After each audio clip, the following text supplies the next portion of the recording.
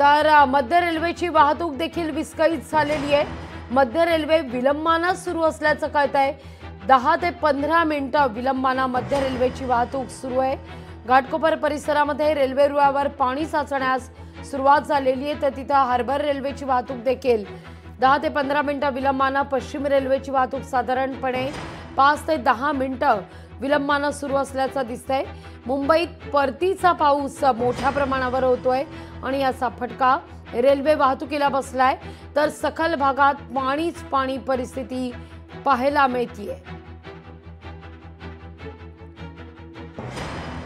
आपल्या समवेत या सगळ्याचा अपडेट देण्याकरता आपल्या दोन प्रतिनिधी आपल्या समवेत जोडल्या गेलेल्या आहेत।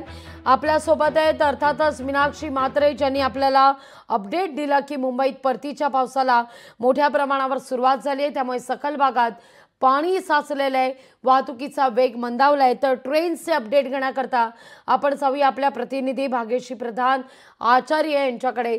भाग्यश्री, ट्रेनची काय परिस्थिती आहे? पश्चिम असू दे, मध्य रेल्वे असू दे किंवा मग हार्बर रेल्वे देखील आता विलंबाने सुरू असल्याचं कळत आहे। तिथं मोनो रेल सुद्धा विस्कळीत झालेली आहे। मुंबईकरांचे आठवड्याच्या पहिल्याच दिवशी मेगा हाल होण्याची शक्यता नाकारता येत नाहीये।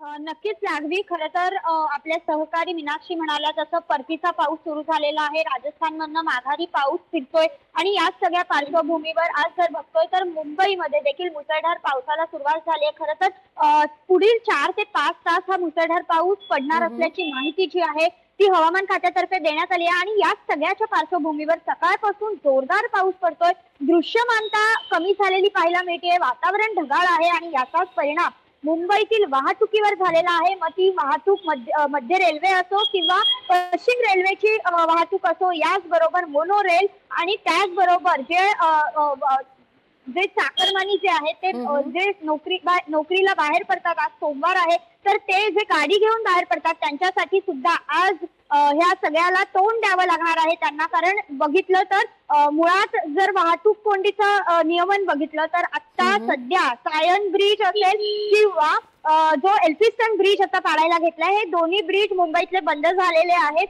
आणि याचा परिणाम खरं तर पाऊस नसताना सुद्धा दिसून येत होता। त्यामुळे आज तर पाऊस आहे, त्यामुळे हे वाहतूक कोंडी जी आहे मुंबईतली ती वाढण्याची शक्यता आहे। त्याचबरोबर जर बघितलं तर अंधेरी सबवे जो आहे तो बंद केलेला आहे, त्यामुळे तिथे देखील जो वाहतूक कोंडी आहे ती वाढण्याची शक्यता आहे। याचबरोबर बघितलं तर मोनो रेल एकीकडे विस्कळीत झालेली पाहायला मिळते। खरं तर जो महिनाभरापूर्वी पाऊस पडला होता त्यामध्ये देखील मोनो रेल विस्कळीत झालेली होती। मोनो रेल मध्ये लोक जी आहेत ती जास्त झालेली असल्याने अचानक बंद पडली होती आणि त्यावेळेला अग्निशमन दलाच्या विभागाला बोलवून लोकांना मोनोरेलच्या काचा फोडून बाहेर पडावं लागलेलं होतं। आणि आता देखील जर बघतोय तर सकाळीच आज पहिला दिवस आहे आणि सकाळी जी मोनोरेल आहे ती विस्कळीत झालेली पाहायला मिळते। वडाळा इथे ही विस्कळीत झालेली आहे, त्यामुळे मोनोरेल विस्कळीत आहे। पश्चिम रेल्वे 5 ते 7 मिनिटं उशिराने धावते, मध्य रेल्वे 10 ते 15 मिनिटं उशिराने धावते, तर हार्बर रेल्वे देखील 10 ते 15 मिनिटं उशिराने धावताना पाहायला मिळते।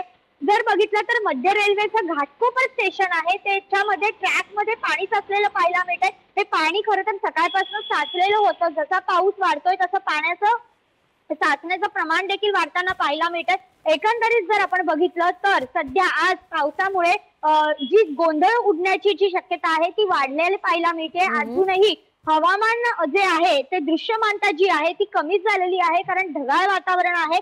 पाऊस पुढील 3 ते 4 तास अगदी भाग्यश्री, जसा तुम्ही उल्लेख केलात की घाटकोपर इथल्या रेल्वे ट्रॅकवर पाणी साचण्यास सुरुवात झालेली आहे, आणखीन अशी कुठे परिस्थिती पाहायला मिळतेय का?